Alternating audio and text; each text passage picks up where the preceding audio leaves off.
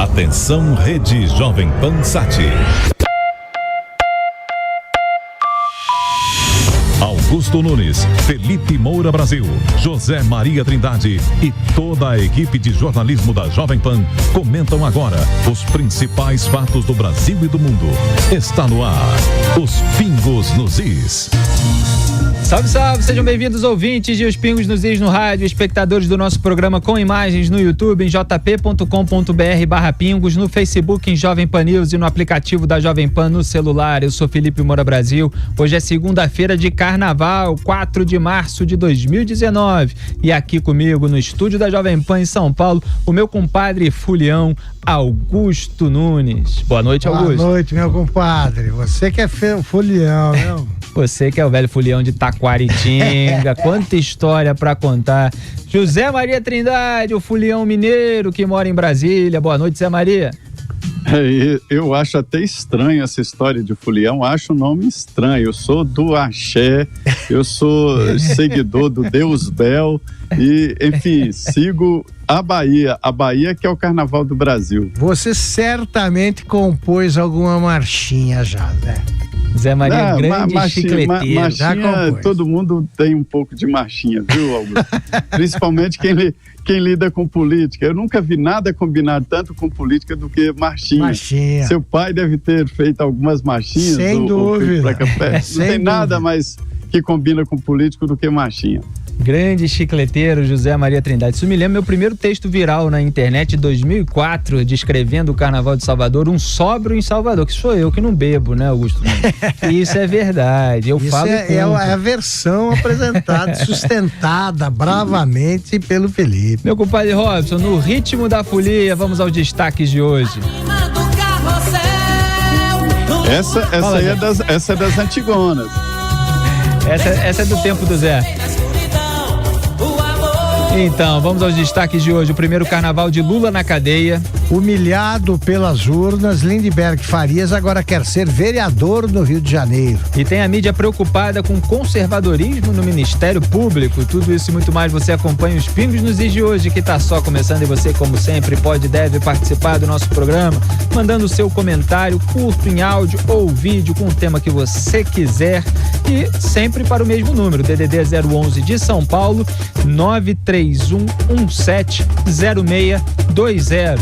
931 17 0620, como a gente gosta de falar. Diga por favor no fim o seu nome e o nome da cidade de onde você está falando. É hora de informação e análise com dinamismo e muita alegria carnavalesca. É hora de Os Pingos nos Is. Robson, meu compadre, solta a vinhetinha e vamos com tudo.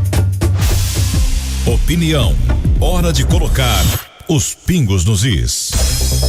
Muito bem, os esquerdistas fizeram correr a narrativa de que estão em risco no carnaval devido ao governo de Jair Bolsonaro. O bloco soviético, olha só, hein? O bloquinho de carnaval aqui de São Paulo anunciou que não sairia às ruas nesse ano e falou até em encerrar suas atividades. O temor, segundo os organizadores, eu tô achando até que o João Willis está por trás desse bloco, hein? Ocorre por conta da polarização política no país. Diz uma nota divulgada pelo grupo. Há risco físico a integrantes e foliões. Seria uma temeridade e, no limite, uma irresponsabilidade colocar o bloco na rua. Em 2017, por exemplo, o bloco soviético homenageou em seu desfile os 100 anos da Revolução Russa. Ao final da nota, lamentam os organizadores. É hora do bloco soviético sair de cena e partir para Cuba, onde a esquerda é mais feliz, em busca da revolução. Fica parecendo até que é ironia, né?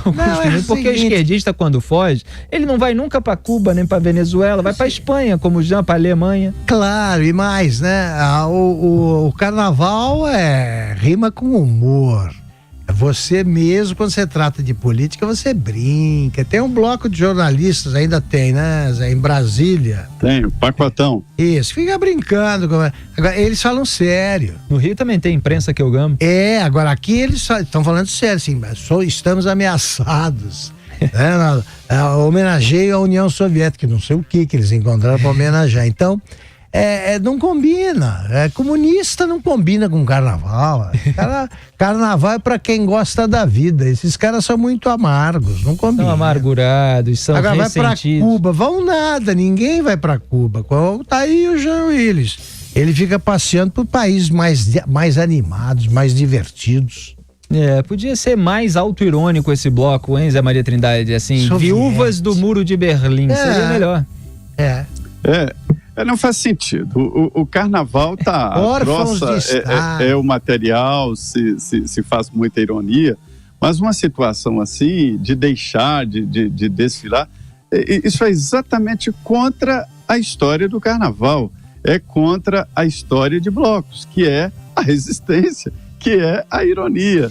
Aí fica sem graça não participar. Olha, o Augusto e Felipe, eu estou impressionado neste carnaval, com o avanço de carnaval de rua em todo o país, inclusive aqui em Brasília. Aqui existiam escolas de samba muito boas, muito bem treinadas, preparadas e tal, e que inclusive é uma herança do pessoal do Rio de Janeiro, né, da antiga capital, que veio para Brasília.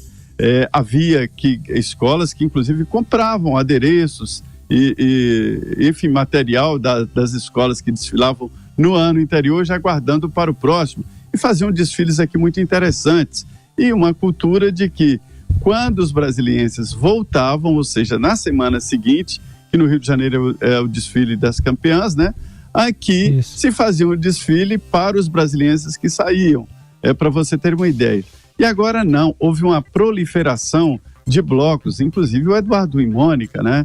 Que está explodindo aqui em Brasília, o Baby Doll de Nylon e vários outros blocos. Esta é a nova característica do Carnaval de Brasília. Talvez será o maior carnaval de rua e de blocos do Brasil, para você ter uma ideia. É difícil superar, não fico bancando bairrista nisso aí, até porque São Paulo jamais irá além do Rio de Janeiro. Mas o carnaval de São Paulo em matéria de blocos tá uma coisa impressionante. Exato. Eu sou sem tanto entusiasmo, que é bloco demais pra minha cabeça, eu sou testemunha ocular disso aí, porque eu moro na Avenida São Luís, todos os blocos passam por lá. É inacreditável. Alguns... Dá pra vender ingresso lá na janela, viu, Augusto? Pois é, tô pensando nisso, vou ficar rico ali. Camarote do Augusto. Mas olha, passa um bloco atrás do outro, você tem blocos espetaculares, alguns blocos que inovam ali na batida e tal, muito melhor do que o desfile das escolas de São Paulo. As escolas de São Paulo têm até uma batida diferente das escolas do Rio e jamais vão superar as do Rio, por mais que se esforcem. Agora, a tendência dos blocos, que em São Paulo está muito acentuada, está se espalhando também, você está me falando agora de Brasília, está se espalhando pelo interior de São Paulo, o que está revivendo não só as marchinhas, são só marchinhas. Isso. E tá como o carnaval de rua, que tinha praticamente desaparecido do interior. A tendência é muito interessante, que também nasceu no Rio de Janeiro. Exatamente, os blocos de rua que eu sempre aproveitei muito lá no Rio de Janeiro, e agora eu vejo aos montes aqui em São Paulo há semanas, porque lá no Rio sabe como é que é, né? Vira o ano, tá todo mundo de férias, até o carnaval, o ano só começa mesmo depois do carnaval. Aqui em São Paulo o pessoal trabalha bem mais, mas mesmo assim nas semanas anteriores já vinham os blocos de rua, não só os principais que tem acontecido no Ibirapuera, teve monobloco no ano passado, nesse ano teve Alceu Valença, eu passei por lá pelo Ibirapuera, mas também nas ruas aqui, próximas à Avenida Paulista, e aqui na Avenida Paulista aos domingos, inclusive durante o ano todo, tem ensaio de baterias universitárias, quer dizer, já tem aí blocos universitários, o pessoal treinando percussão nas universidades aqui de São Paulo. Eu que sou do samba, gosto muito de passar por perto. Eu também, pra ver sou carnavalesco, eu gosto. Quem é que faz a percussão bonita aí? Meu compadre Robson, grande mangueirense, ó. Esse aí ele tem não é do Rio, né, Robson? Hein? Mas é mangueirense como eu. Esse tem cara de que pega faz bonito numa bateria. Que beleza, ô saudade. É isso aí, meu compadre Robson. Quantas horas naquela escola eu já passei. E já que falamos sobre o Carnaval dos Comunistas, vale lembrar que este promete ser o primeiro de muitos carnavais de Lula na cadeia. Do lado de fora da cela, nas semanas que antecederam a folia, blocos com ideologia de esquerda prometeram levar o Lula livre para as ruas. O site do PT divulgou na semana passada nota que dizia o seguinte: preso político há mais de 10 meses, Lula segue no centro do debate político nacional. E se o tempo é de carnaval, o bloco Lula Livre já se prepara para ocupar as ruas e defender a liberdade do líder que mais fez pelo país. Pediram também que o militante enviasse vídeos de manifestações de Lula Livre na folia. Certamente não devem ter chegado muitas mensagens até agora. Há inclusive uma marchinha temática defendendo a saída do presidiário da cadeia, intitulada Solta a Jararaca. Tem aí, Robson? É a marchinha do cinismo, é isso mesmo?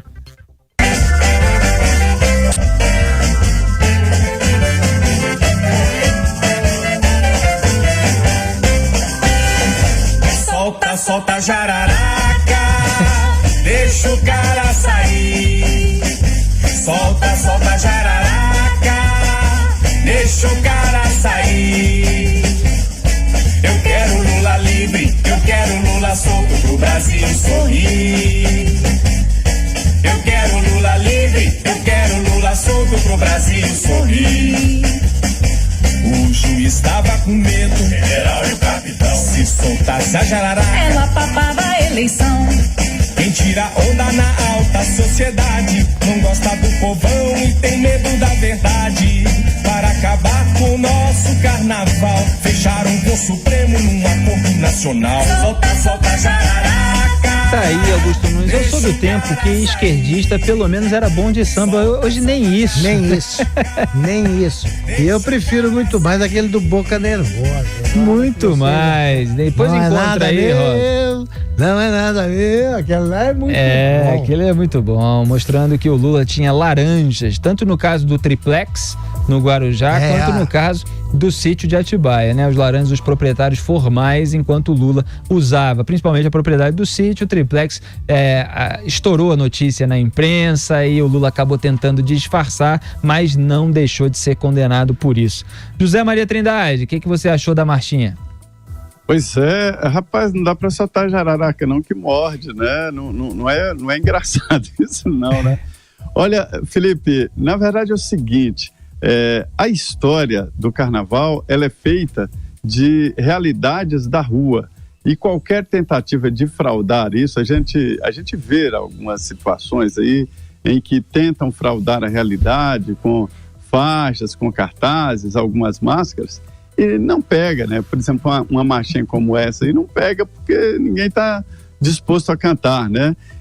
E o carnaval é aquela coisa que eclode, eu acho isso muito legal, de uma maneira natural, ninguém domina, e isso em todo o país. Cada região tem os seus blocos e isso vai eclodindo. Já tentaram, por exemplo, aqui usar o pacotão politicamente, não se consegue. Então eu acho muito legal esta naturalidade, esta força da espontaneidade, e é isso que é o carnaval, é essa coisa de todo mundo brincar com tudo, mas de uma maneira real. Essa marchinha aí não pega não, viu? Não, você percebe que é programada, né? Um negócio que não tem nada de espontâneo. Não é nada meu. Olha aí o Boca Nervosa. Esse sim. Isso é tudo de amigos meus. E não é nada meu. Não é nada meu. Não é nada meu. Acerto disso. Excelência, eu não tenho nada. Isso é tudo de amigos meus. Grande Boca Nervosa fez essa música e eu fiz ela virar videoclipe. Eu montei todas as imagens em cima dessa letra. Tá lá disponível no YouTube, o Samba da Prisão do Lula.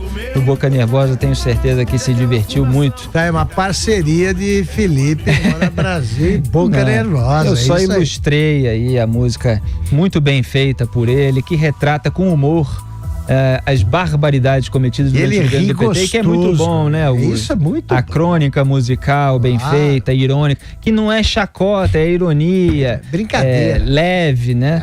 Não é o que eles fazem aí, até tentando imitar essa ironia, atacando os adversários de uma maneira deliberada.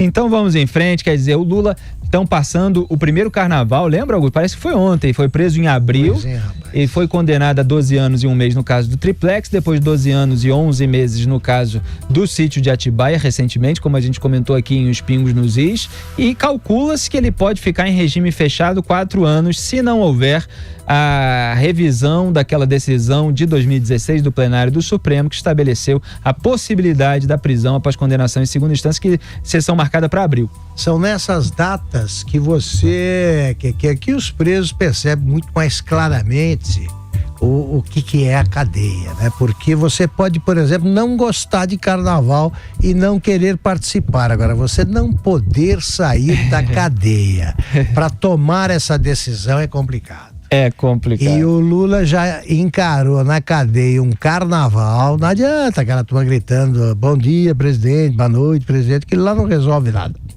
O Réveillon na cadeia. Não poder tomar uma pinga, no caso dele. Na cadeia, não pode tomar um trago. É duro.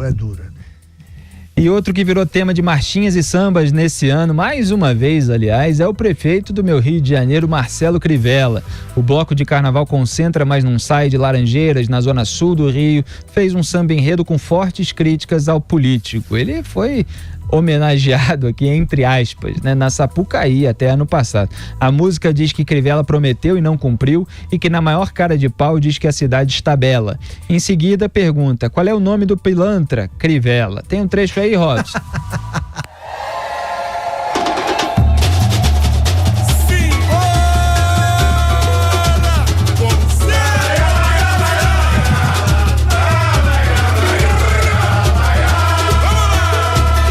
Prometeu e não cumpriu, na cidade, na favela, iludindo os humildes, pelas ruas e vielas, na maior cara de pau diz que a cidade está bela. Qual o nome do pilantra?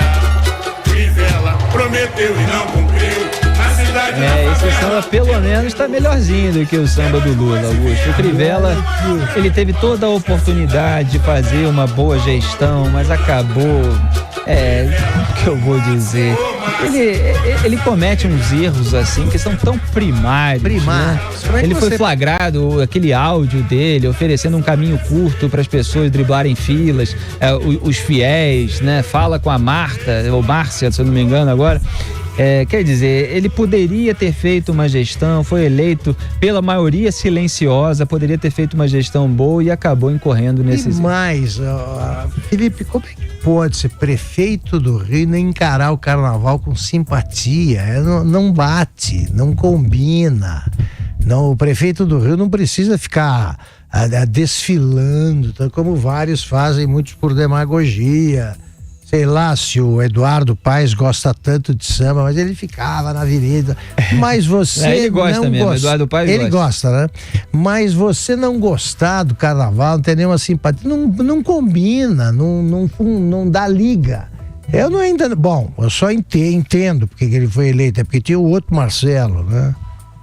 Exatamente, o outro Marcelo Freixo, agora, eu gosto que agora é deputado federal, ele que era deputado estadual lá na Assembleia Legislativa do Estado do Rio. Uma das minhas filhas saiu um dia lá no Rio, eu também morava lá, e aí ela voltou e pela primeira vez eu ouvi esse nome. Eu falei, onde é que você foi? Ela falou, eu tava no bloco Concentra, mas não sai. Achei ótimo. Os caras nem saem, se concentra e fica ali bebendo. Aliás, os nomes dos blocos tradicionais do Rio são ótimos. São ótimos. José Maria Trindade. Pois é, nesse caso aí do Crivella, é impressionante. Você fala de erros, mas eu digo o seguinte, é uma pessoa no lugar errado, errada no lugar errado. Tudo errado. Eu nunca achei assim que um governador tem que ser um sabichão ou presidente da República, mas tem que fazer pelo menos política. E fazer política é participar de tudo, né? Inclusive das manifestações populares, e no Rio é o carnaval. Legal, Zé Maria, a gente precisa chamar o primeiro intervalo comercial e, aliás, só reforçando aqui, fala com a Márcia, né, que era a assessora que ele estava encarregando de facilitar a vida de fiéis e pastores, né, no atendimento dos serviços públicos. A gente vai pro primeiro intervalo comercial e volta já.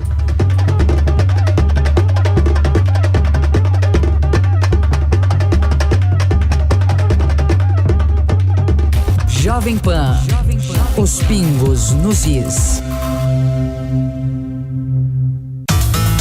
Informação com opinião. Os pingos nos is. beleza começar assim um bloco desse programa, meu compadre Robson, salve, salve, estamos de volta com os Pingos nos Is. Aumenta esse volume aí que é carnaval. Quando ela pisa a passarela e vai entrando na avenida. Beleza, Clara Nunes cantando Portela, coisa bonita. Nunes, coisa É demais, né? Cristal. O manto azul da padroeira do Brasil. Que beleza, Robson. E já que falamos sobre o meu Rio de Janeiro, ouçam essa. Lindbergh Farias, o Lindinho, quer se candidatar a vereador no Rio de Janeiro em 2020. O defensor incansável de Lula sonhou alto em 2018 e foi humilhado pelas urnas ao tentar uma vaga no Senado. Sem cargo, ele tem dito aos mais próximos que quer se manter em evidência. Ex-prefeito de Nova Iguaçu e ex-senador, Lindbergh Farias foi condenado em dezembro passado por improbidade administrativa devido à atuação na gestão do município da Baixada Fluminense em 2007. Augusto, ele era senador, travava discussões divertidíssimas pra gente com o Ronaldo Caiado, hoje governador de Goiás, e ele não teve a humildade de descer um degrau no Congresso, como fez o Aécio Neves, por exemplo, e a própria Gleisi Hoffmann, como fizeram os dois no caso. E então perdeu a disputa pelo Senado lá no Rio de Janeiro. Os que foram eleitos foram o Flávio Bolsonaro em primeiro lugar, e em segundo o Harold Oliveira, numa ultrapassagem na reta final em relação ao César Maia, que estava ali brigando por uma posição também. Lindinho acabou em quarto. Ele já devia ter tido a humildade de deixar para ser candidato a vereador no máximo síndico do prédio, né?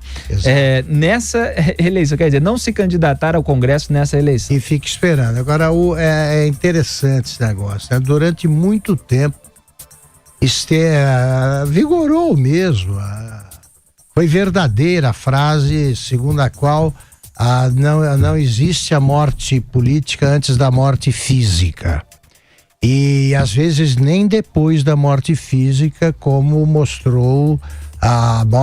a história do Getúlio Vargas. Ele seguiu influenciando a política brasileira depois de morto. E você tem casos de ressurreição política muito impressionantes. Parece que acabou e ele volta.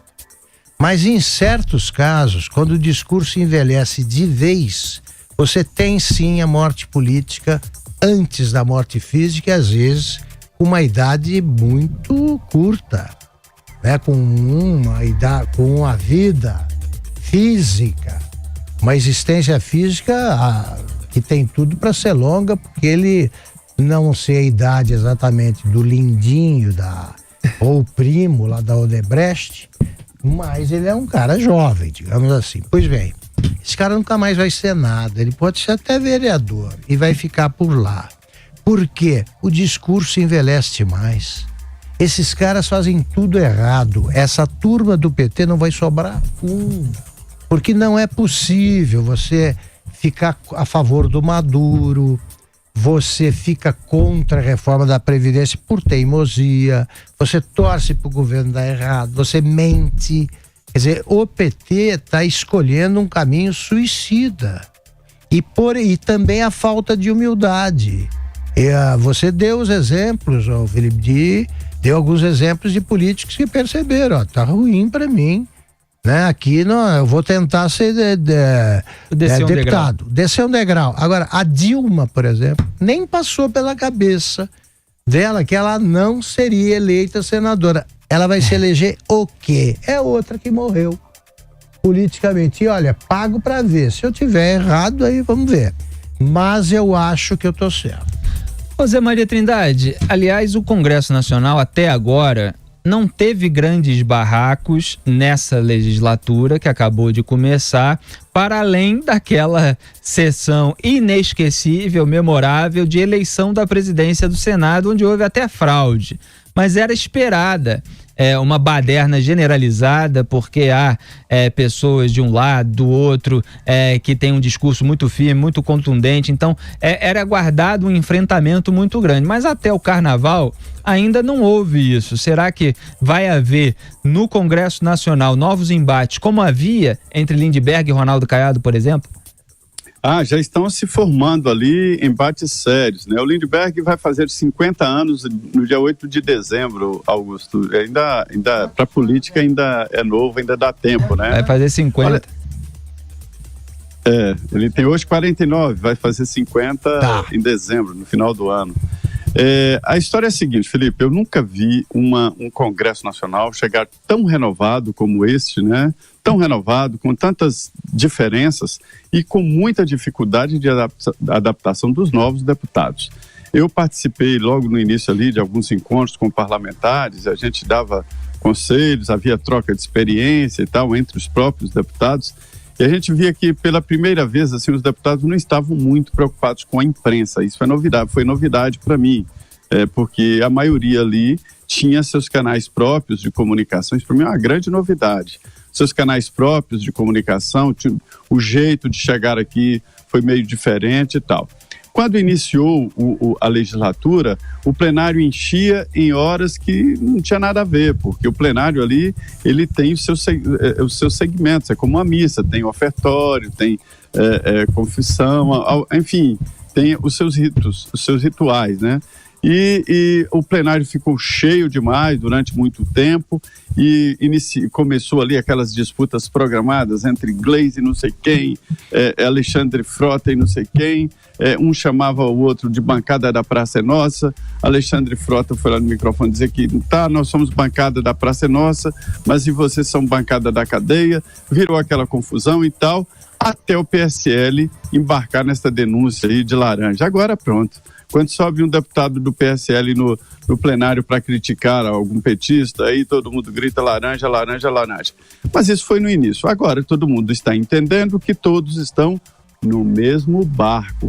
Atingir um deputado é o mesmo que atingir todo o Congresso Nacional. Quando um deputado é acusado de uma operação contra ele, todos ficam constrangidos, porque faz parte de um todo. Não adianta, é assim.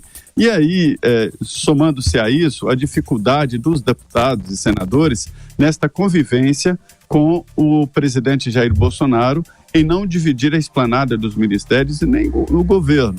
E todos apostaram nesta possibilidade do presidente Jair Bolsonaro voltar à política antiga. E aí ficaram de braços cruzados esperando. Não, agora ele vem. Não, agora ele vem. Não, agora ele vem. E vai passar o carnaval, né? E na volta, na quarta-feira de cinzas, todos vão entender que o Bolsonaro não mudou a política e que é preciso fazer outra maneira, outro jeito de fazer política. Então, esse é o quadro do Congresso Nacional. O que há de comum também é o esvaziamento em época de feriado, né? Isso não mudou, mesmo com os novos. É isso aí, Zé Maria. Só você que trabalha em Brasília nos feriados, a gente sabe muito bem. E a Folha de São Paulo parece que está preocupada com o que chamou de onda conservadora no Ministério Público. Nos últimos dias, o tema voltou a ser tratado no jornal. Diz o texto que em 30 de novembro do ano passado, reunidos em Brasília, procuradores e promotores criaram uma associação assumidamente defensora de valores religiosos, morais e da família, pró-endurecimento penal e contrária a qualquer traço de ativismo progressista no judiciário. O manifesto de criação do Ministério Público Pró-Sociedade teve 128 signatários, entre fundadores e apoiadores da nova entidade, todos membros da Procuradoria Federal e das promotorias de diversos estados. Aliás, eu acompanho várias postagens deles nas redes sociais e acho que na maior parte dos casos, gente muito sensata. O manifesto de fundação do grupo tem 23 pontos, diz a Folha, que lista entre eles a defesa do escola sem partido, da inviolabilidade dos direitos à vida desde a concepção e da redução da maioridade penal para 16 anos no caso de crimes hediondos. Ao final do texto, o jornal revela que questionou o grupo se a formação desse movimento não poderia comprometer a imparcialidade de promotores ao atuar em causas concretas. Não obtiveram resposta.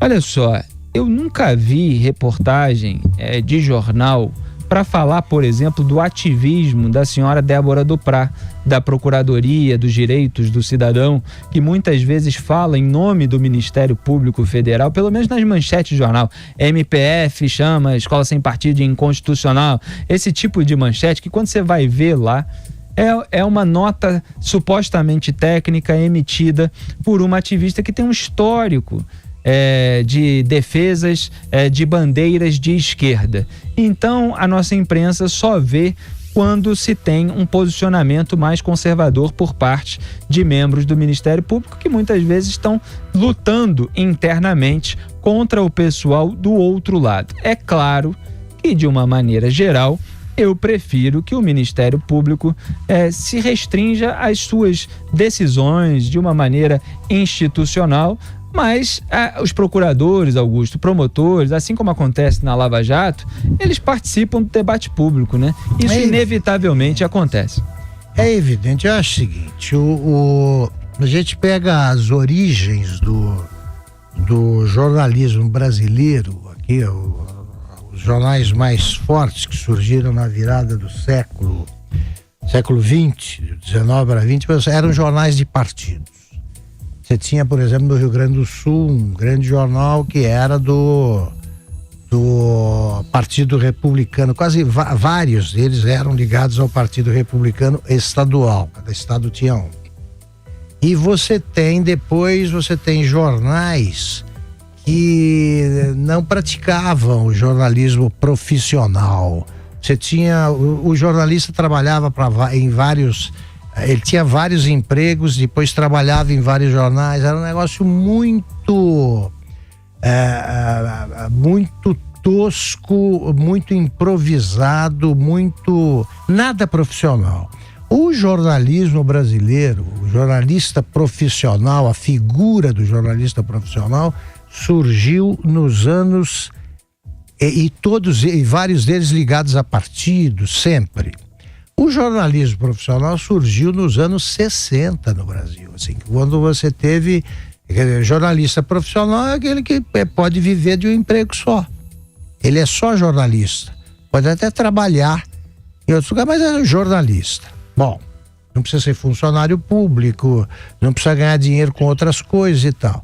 É muito recente, portanto, o jornalismo moderno que você começa a ter quando você tem o Jornal do Brasil no Rio, depois da reforma, a Editora Abril lançando a Realidade, é recente. Quantos anos nós tivemos de jornalismo desse tipo, tentando ser profissional e contando a verdade?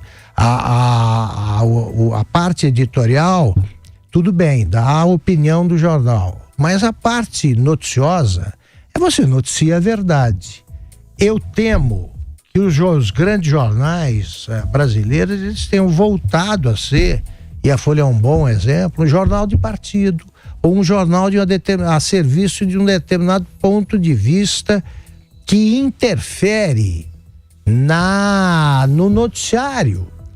Quando eu fui dirigir o Estadão, o acerto que eu fiz com a família Mesquita, que me pareceu muito lógico, foi o seguinte: eu não dava palpite, evidentemente, nos editoriais, na parte editorial, mas eu ficava com a total independência para cuidar de notícia.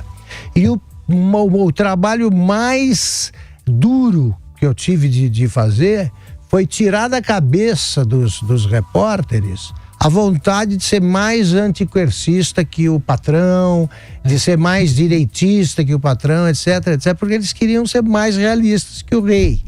Porque isso é um inferno. A Folha está abrindo as pernas, a verdade é essa, para que volte um tipo de noticiário em que eles querem provar determinada tese.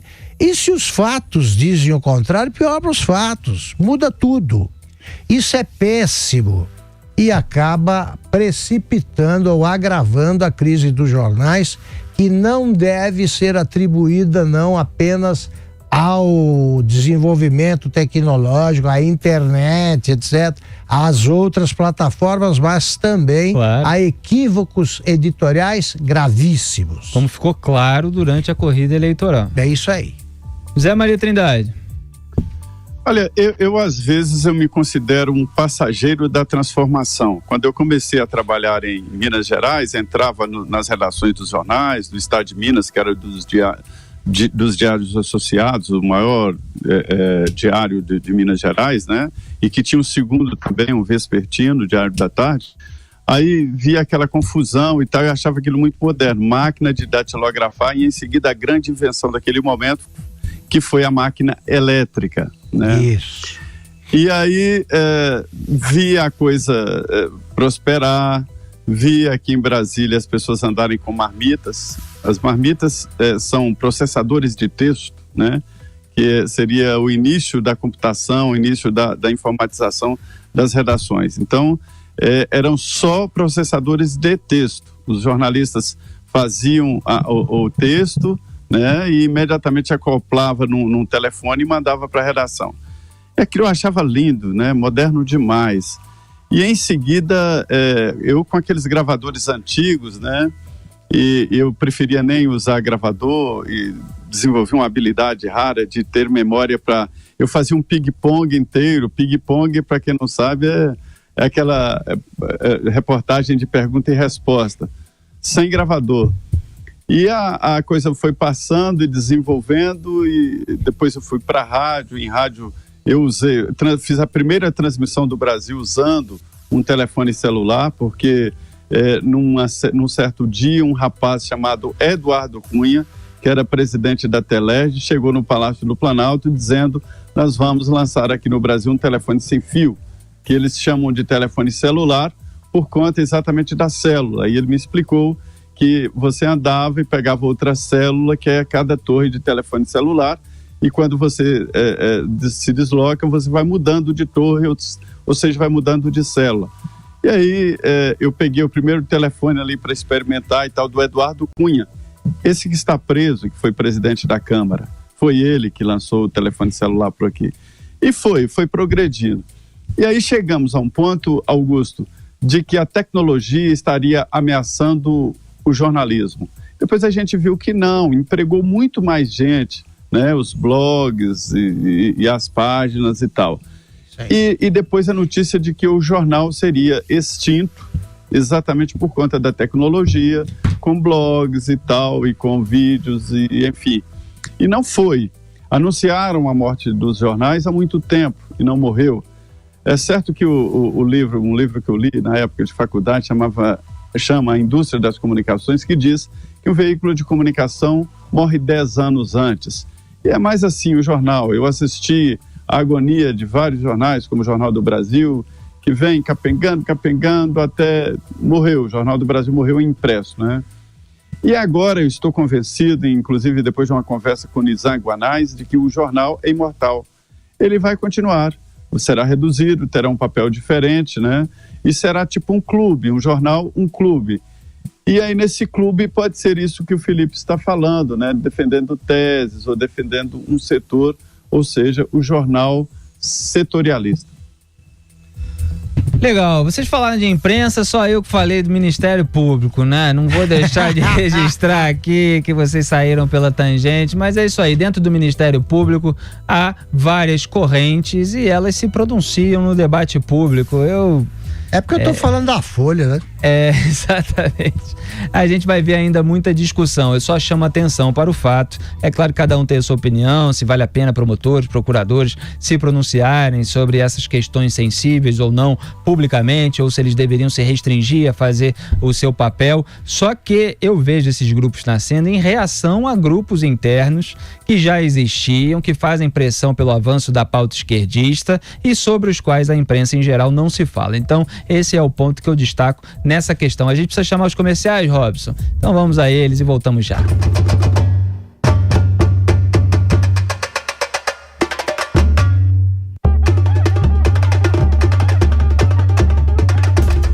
Os pingos nos is.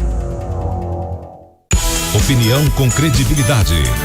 Os pingos nos is.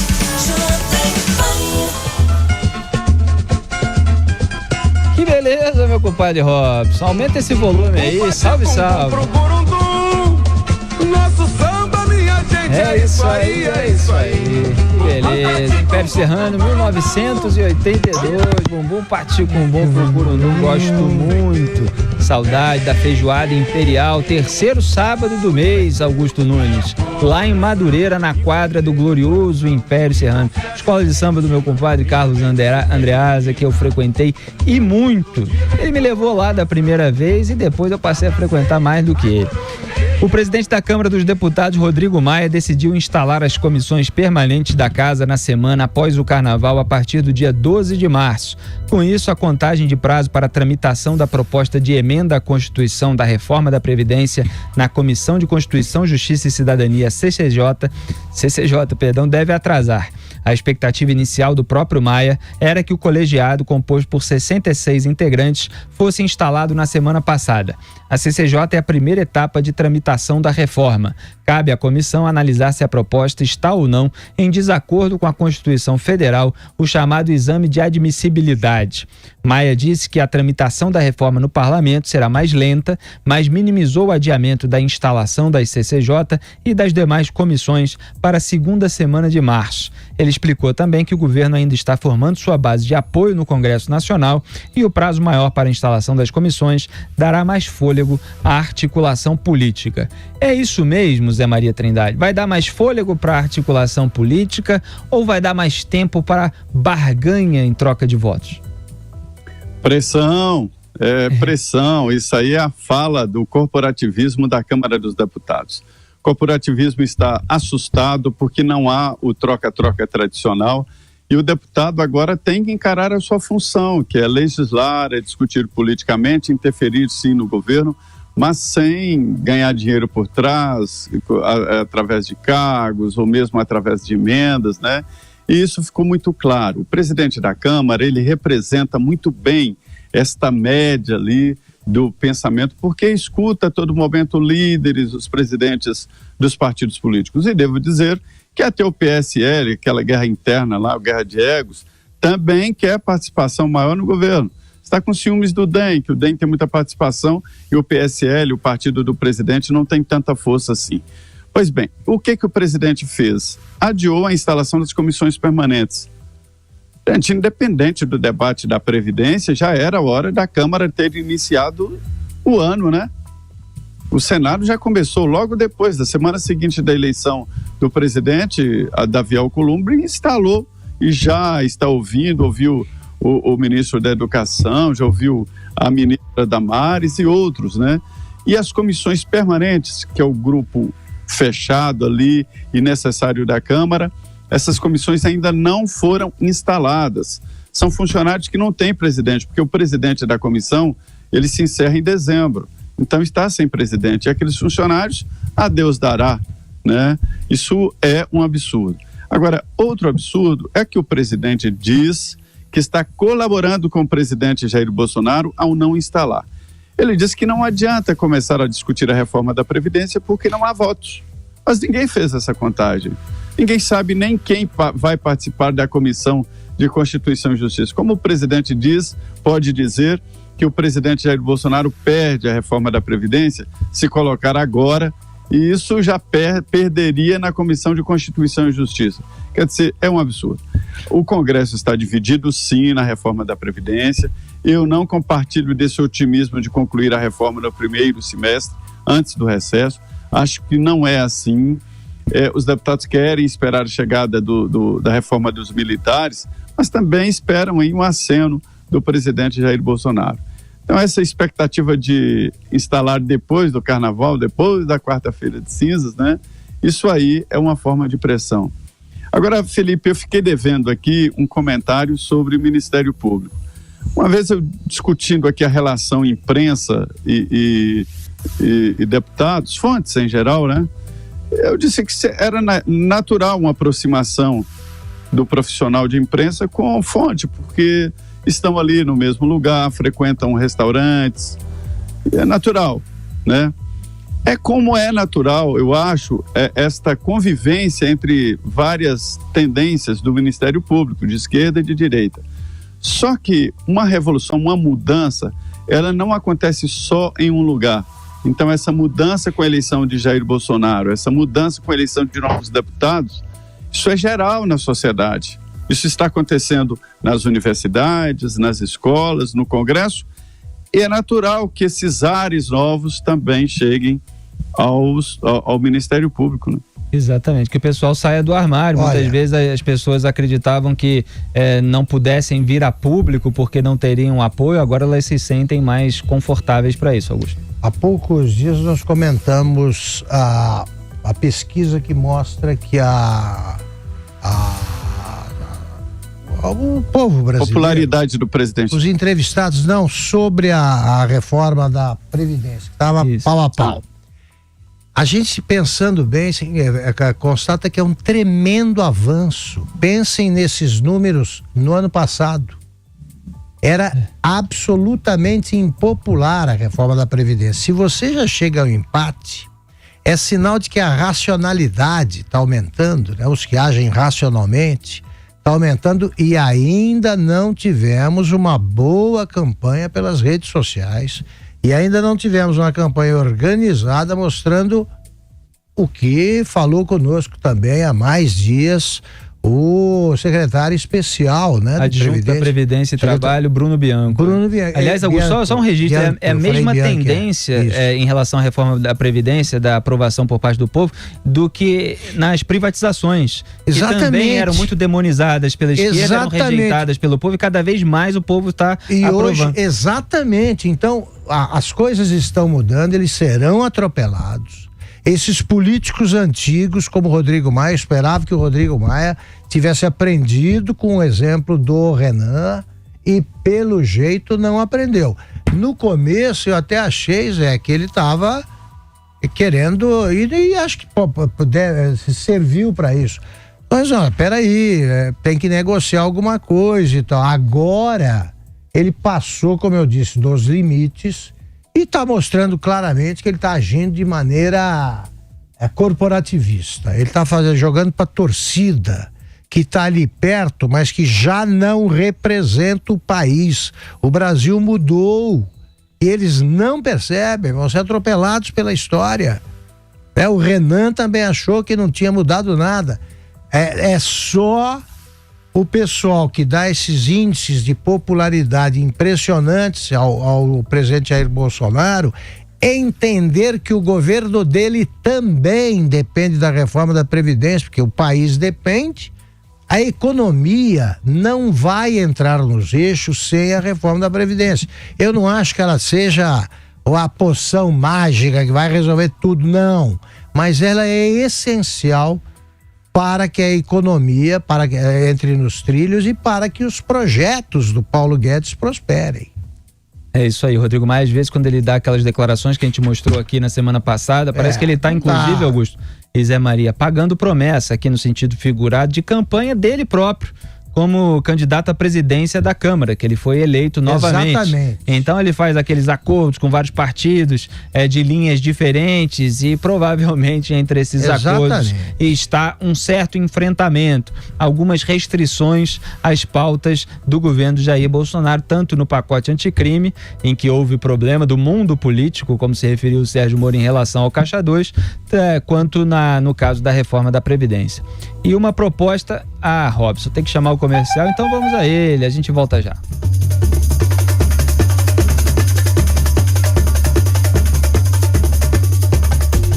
Os pingos nos is. Informação com opinião. Os pingos nos is.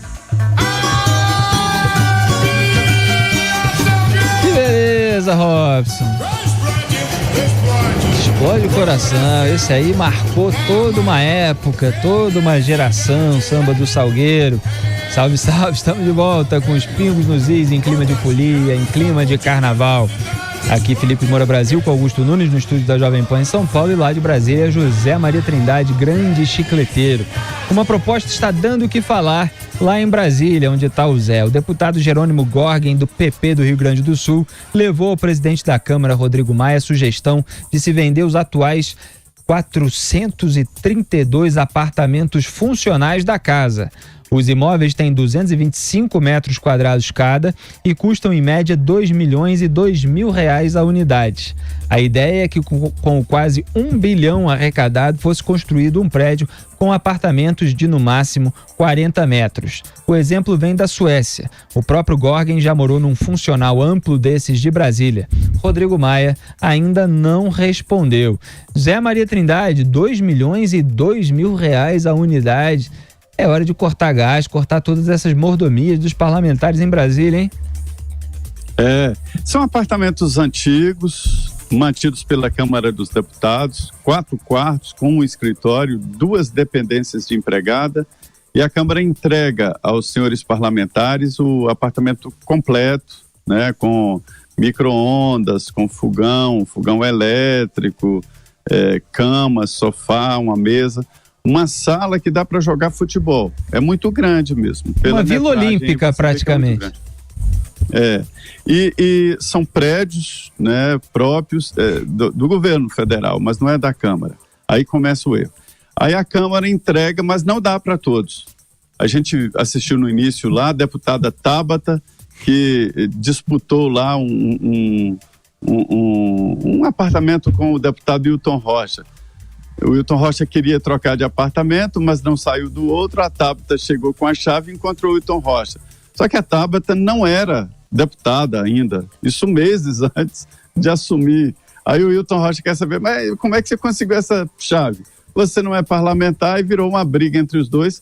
Isso pode dar até conselho de ética contra a Tabata.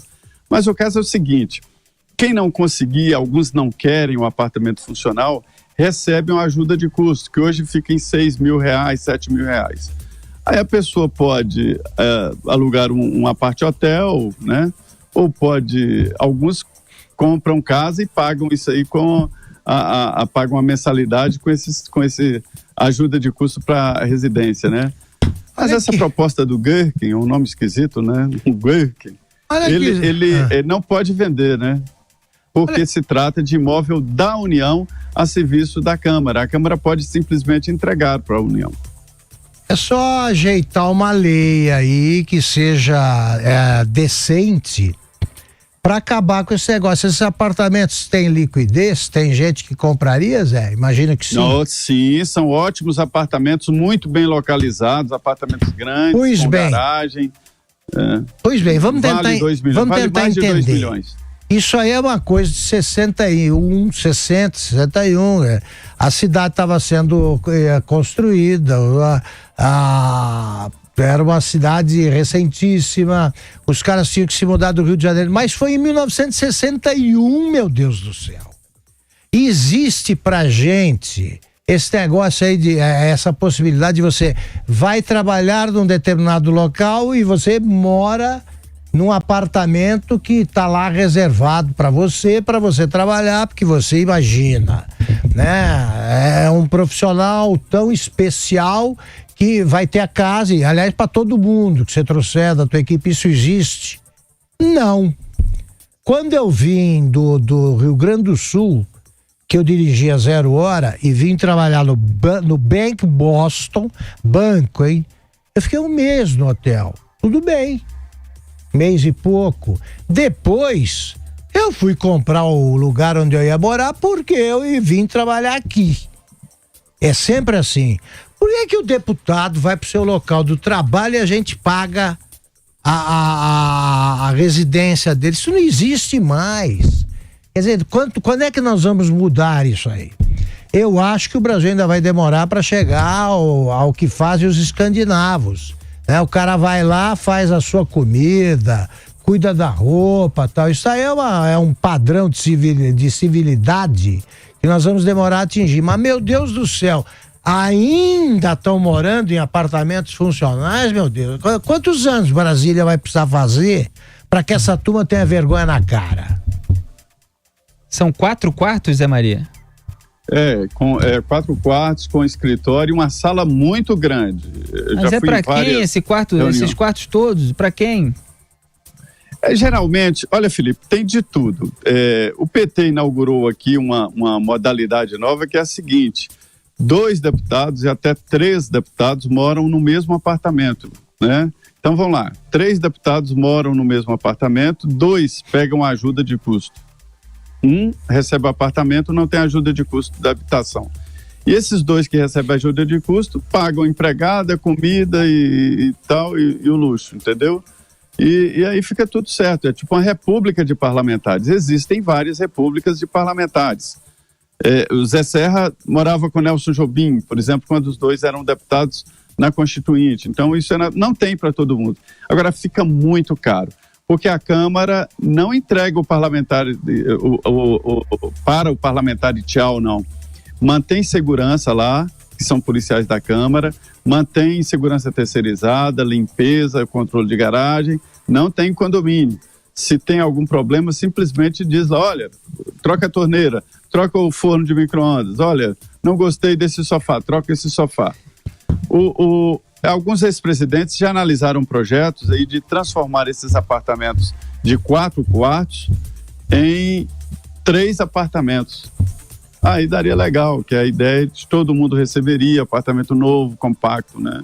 Coisa Agora, bonita. muita gente aí empresta, recebe e empresta para parentes. Num pra deles eleitores. começou a bonita amizade do Zé Dirceu com o Valdomiro Diniz, não é? Moraram juntos Isso. também. O começo é uma bonita amizade.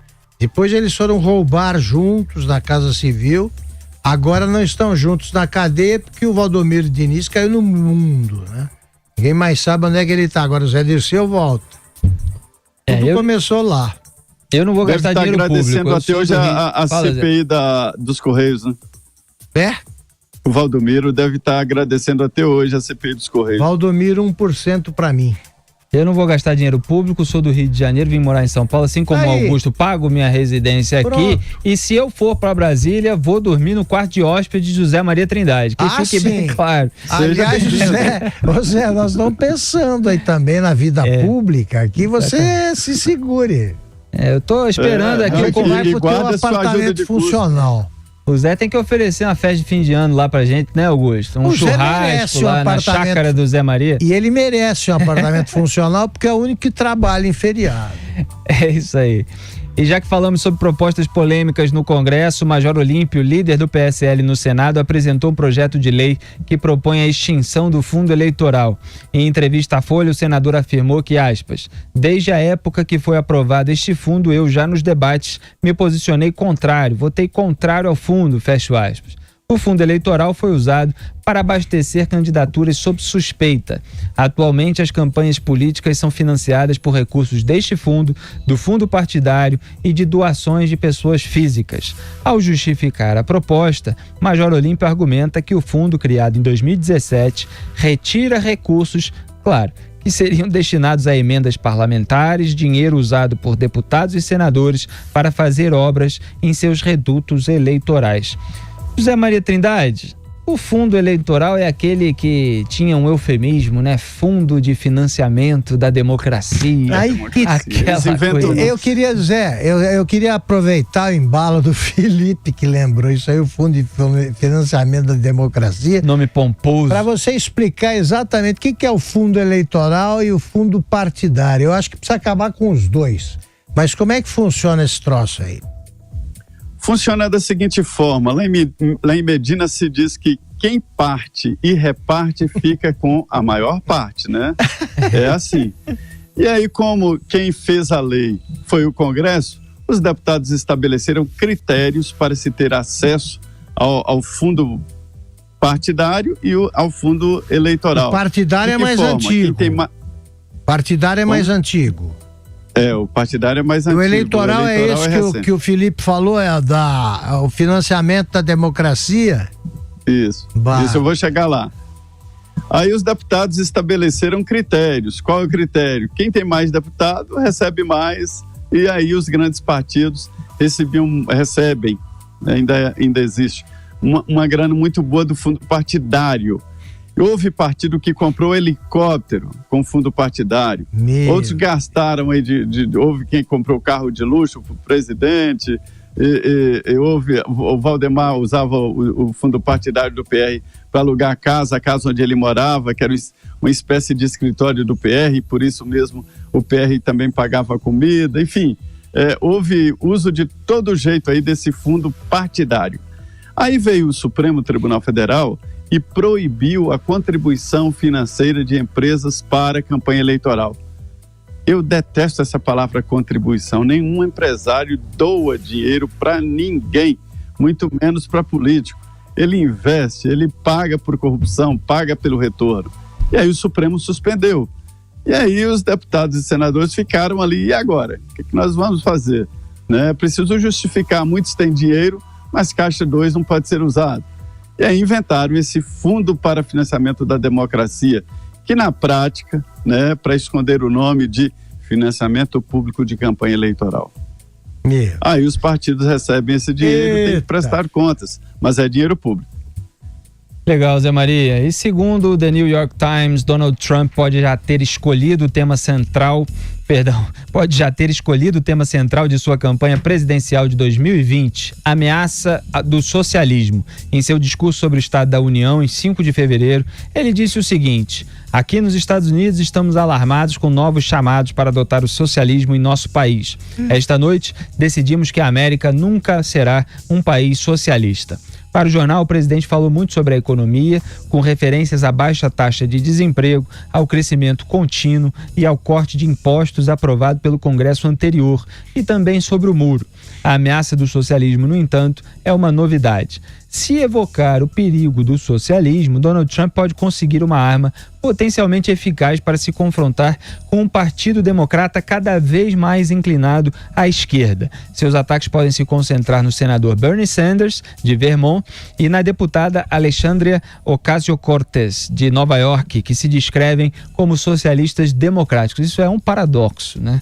Socialista democrático, ou se é socialista ou se é democrático, mas eles ficam tentando dar ares pomposos também a essa defesa do socialismo. O Bernie Sanders é um socialista, confesso, que disputou as primárias do Partido Democrata com a Hillary Clinton, foi derrotado, depois houve até acusações de fraude nessas primárias, mas ele foi derrotado pela Hillary Clinton, que acabou perdendo a campanha presidencial de 2016 para o Donald Trump. Eu, quando gravei o meu vídeo para a Prager University lá em Los Angeles, nos Estados Unidos, ele era um recado aos millennials, que são os jovens americanos, muitos dos quais hoje aderiram a essas bandeiras socialistas do Bernie Sanders. E eu usava vários exemplos de políticas socialistas implementadas no Brasil para mostrar que isso não leva a um bom caminho. E a gente tem agora um exemplo maior ainda, Augusto, na Venezuela, o exemplo de Cuba.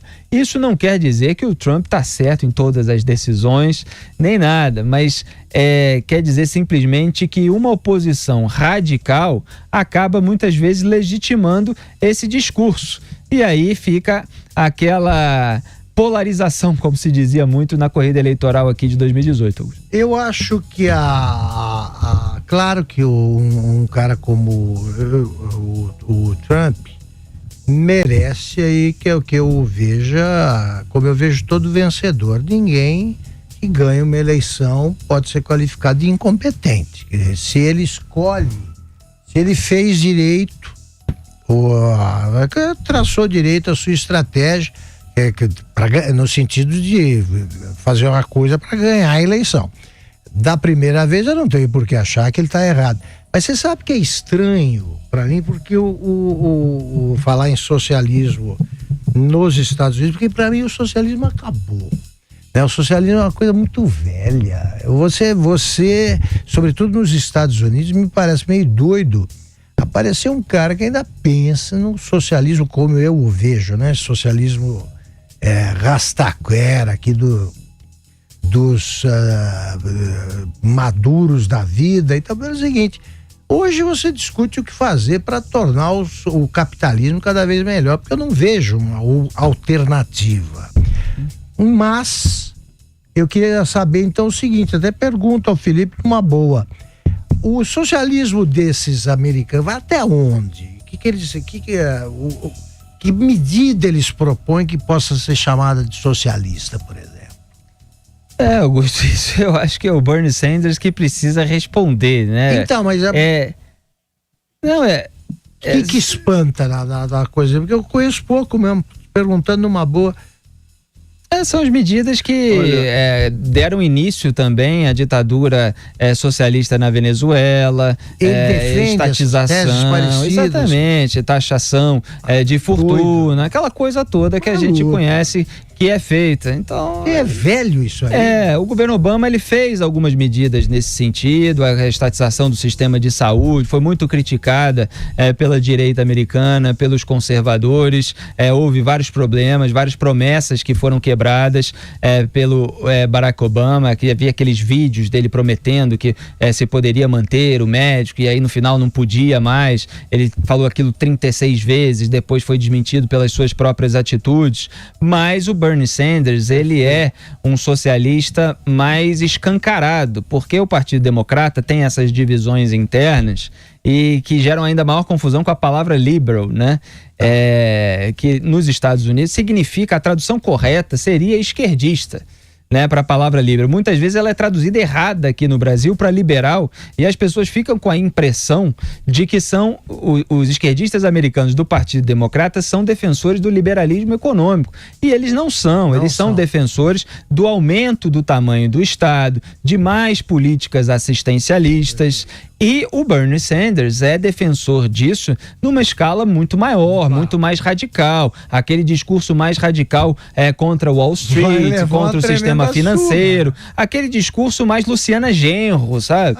Aquele discurso mais psolista.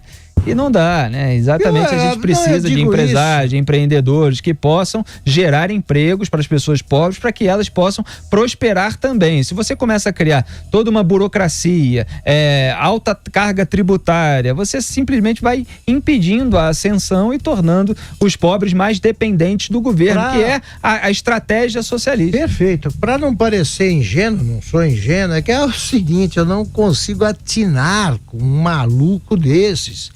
Que, se você vive na única superpotência do planeta, uma economia gigantesca e tal, o país que deu certo, você pensar em mudar um negócio desse, precisa ser louco ou condenado à derrota, né? Esse cara com essa plataforma não vai ser nada. Pois é, e acaba legitimando esse discurso do Donald Trump, que torna mais fácil para ele a narrativa. Por acaso, né? Claro. Mas aí a gente vai ver se vai surgir até as eleições algum candidato mais ao centro que possa ter um discurso mais técnico de tentar desconstruir o Donald Trump naquilo em que ele se excede, por exemplo. Foi até difícil começar a explicar o socialismo do Bernie Sanders e da esquerda americana. Mas foi muito bom. Porque a gente está aqui em pleno carnaval, né, Augusto Nunes? Mas carnavalesco. É um lamento tão grande que essas ideias ainda prosperem, principalmente com uma juventude deslumbrada, que dá pena, né? Então eu fiz aquele alerta para que os americanos não sigam o nosso caminho. Diga aí, José Maria Trindade.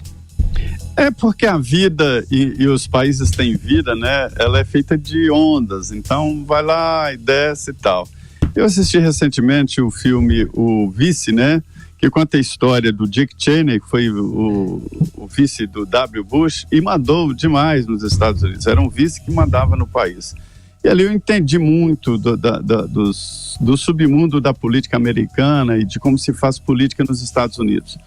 Eu fui também a convite do Departamento de Estado norte-americano, fiquei lá um mês, acompanhei vários processos políticos, né? E como se faz campanha. E tive acesso a muitas palestras sobre os Estados Unidos e sobre a geografia política dos Estados Unidos. A Confederação dos Estados Unidos ela é armada de tal forma que não existe a possibilidade de socialização ou de um ditador. Se houver ali qualquer possibilidade, o aparecimento de um ditador, aí cada estado se desmembra e faz o que quer e pronto, e não está nem aí para o ditador. Então, esta que é a lógica americana da distribuição política. Cada estado, cada município tem muita autonomia, muito mais do que aqui, porque a Constituição ela é minimizada e a Suprema Corte lá faz reinterpretação da Constituição, porque não se faz emenda à Constituição como aqui no Brasil.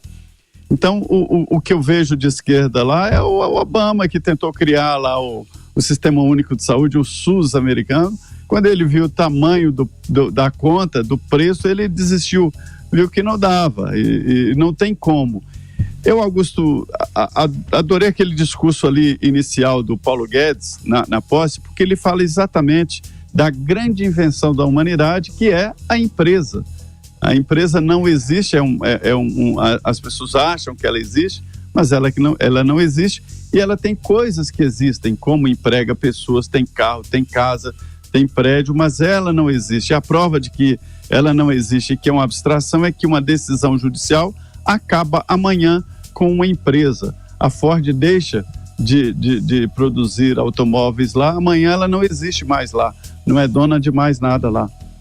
Então, nós temos essa grande invenção da humanidade, que é a pessoa jurídica, né? Isso não pode ser abandonado. Eu não vejo nenhuma possibilidade de socialismo americano. Agora, esse lance assim, de um pouquinho mais para a esquerda, um pouco mais para a direita, isso perfeito. É possível. É isso aí. E lá existe a alternância de poder, né? E nós vamos acompanhar aqui como vai ser a próxima campanha presidencial americana. A gente vai para mais um intervalo comercial de Os Pingos nos Is e volta já.